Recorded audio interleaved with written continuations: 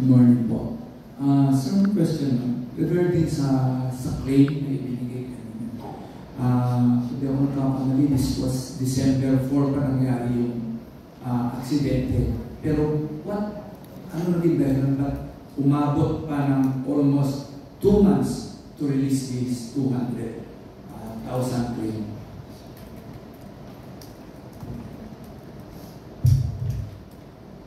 Actually, kahit naman po saan, may process po na sinusunod ng insurance companies with regards to claims, so we have to comply with that. That's why we are also thankful with kay Assistant Secretary Mendoza kasi he helped us at saka nag-reach out din po siya sa insurance para yung mga ibang requirements na pwede namang isunod para lang maka-claim ka agad kami ay na-bypass muna sa agad para maibigay na yung tulong at i-follow naman yung mga kulang pang konting requirements kasi one of which is yung mga medical certificates ng mga victims, etc.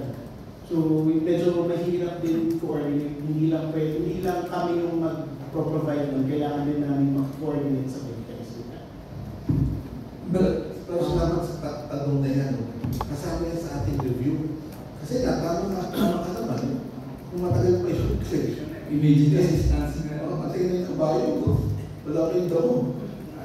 So to speak, pero yan sa review natin. In fact, one of the critical requirements ng claim, if I'm not mistaken, yung police report.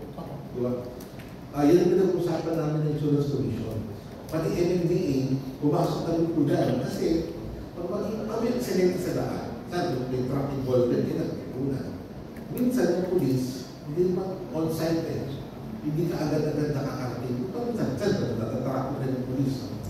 So we are now studying the possibility also to do away with the police report. Tadi, marami ng camera, baka pwede talaga yung tanong. These are the things we're exploring. Not only para mapabilis yung claim, no? But secondly also, yung traffic. Diba? One of the major causes of traffic, pag may accident, kita nyo lang pag may aksidente, diba? Kahit konting gasgasan lang, diba? Masyado lang kumangyari dito sa flyover or diba? Nakakama na kagad. So that's, yun ang iniisip natin kung paano natin masusod yan. Pag may konting gitina na, talagas baka naman pwedeng insurance na ang usap. Gaya sa ibang bansa. Tapos para matanggal na kagad yung mga sasakyan at hindi na mag-traffic na dyan. So, yan ang mga pinag-aaralan ko natin. Yung proseso and requirements ng claim.